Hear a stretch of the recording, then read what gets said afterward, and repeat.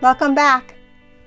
Well, last week we read the book Nigel and the Moon about a boy who wanted to become an astronaut, a dancer, and a superhero. Well, today's book is about a real person who also wants to be an astronaut, except there's one teensy-weensy problem. He's afraid of the dark. Let's read. The Darkest Dark, written by astronaut Chris Hadfield, and illustrations by my favorite illustrators, the Fan Brothers.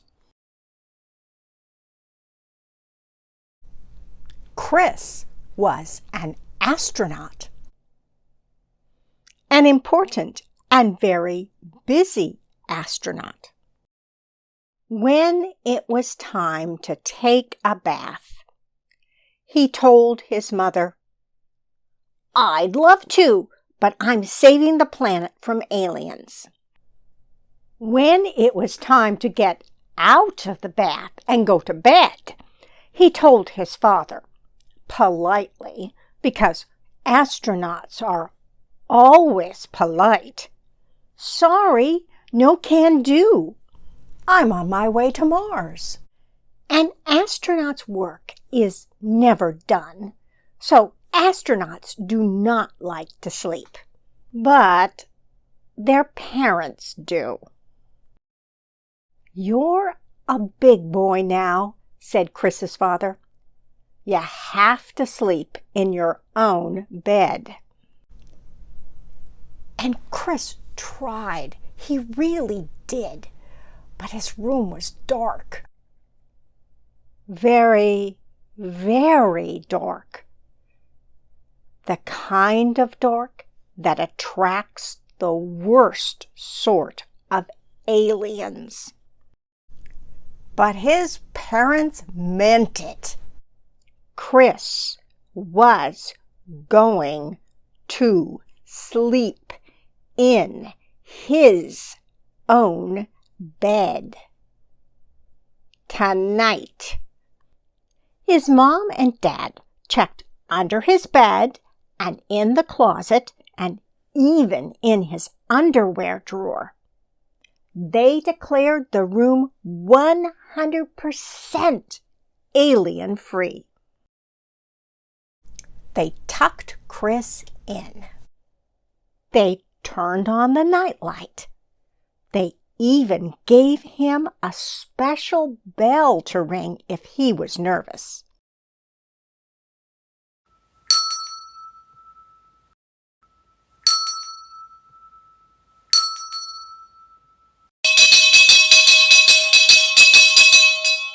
They took away the bell. And then his father said something that worried Chris even more than the dark did.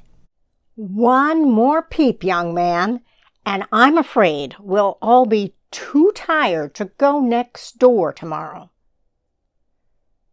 But tomorrow would be a special day, a very special day. Chris had to go next door. His life pretty much depended upon it. So Chris stayed in his own bed without a peep. It took a long time to fall asleep, but when he did, he had his favorite dream. He flew his spaceship all the way to the moon. The next day seemed to last forever. But finally, when the moon was shining over the lake and the summer wind was ruffling the leaves of the trees, Chris ran next door. The house was already full of people, all gathered around the TV.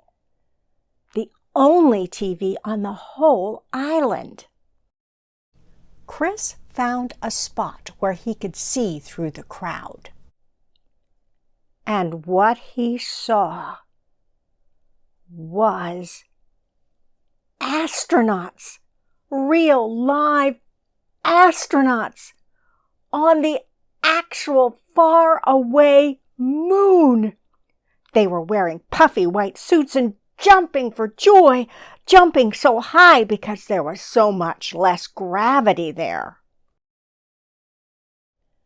Grown-ups huddled around the TV were amazed. Their whole lives long, they never expected to see this sight. Even Chris, who had been to the moon just the night before, was amazed. He had never really noticed how dark it was there. Outer space was the darkest dark ever.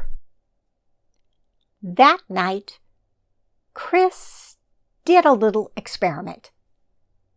He turned off all the lights in his room, even the nightlight. It was still dark, very, very dark. There were still shadows that looked a little, well, alien. Nothing had changed. But Chris had changed. He'd seen that the darkness of the universe was so much bigger and deeper than the darkness in his room. But he was not afraid. He wanted to explore every corner of the night sky. For the first time, Chris could see the power and mystery and velvety black beauty of the dark.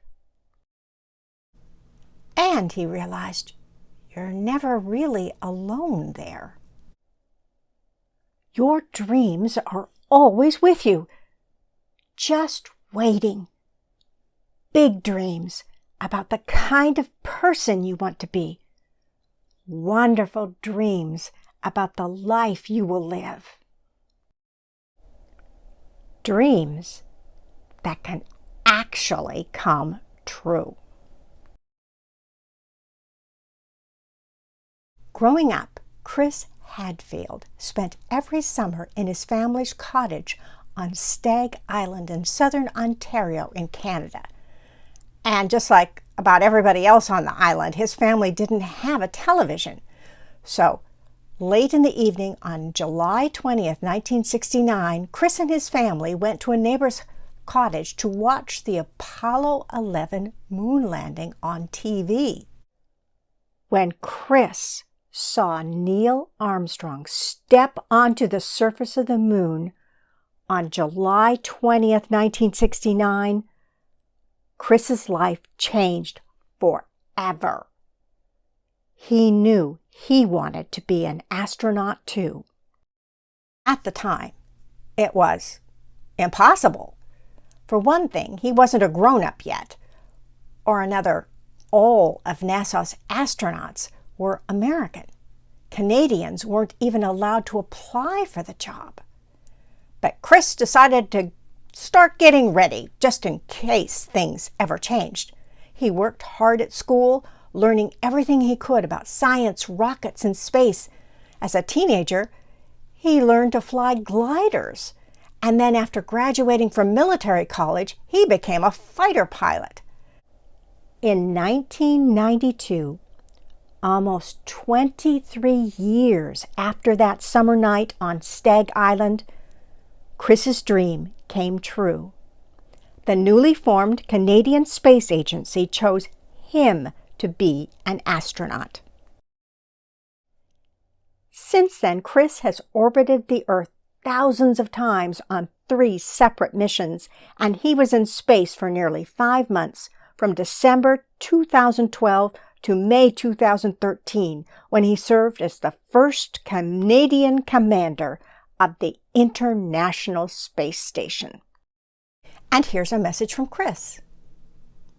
He says, "Being in the dark can feel scary, but it's also an amazing place.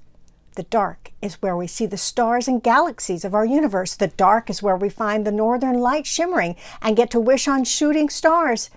And it was quietly in the dark when I first decided who I was going to be and imagined all the things I could do. The dark is for dreams, and morning is for making them come true. Today, Chris travels the world teaching people about space and sharing the beautiful photographs he took from his space station missions. And on summer nights, he likes to sit on his dock on Stag Island, watching for the International Space Station to pass by overhead. Even in the darkest dark on a moonless night, the spaceship's light is clearly visible. What dreams do you have?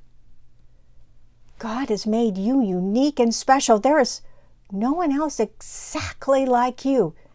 And Jesus is thrilled when you choose to work hard and he sees you becoming his own special gift to the world. See you next week.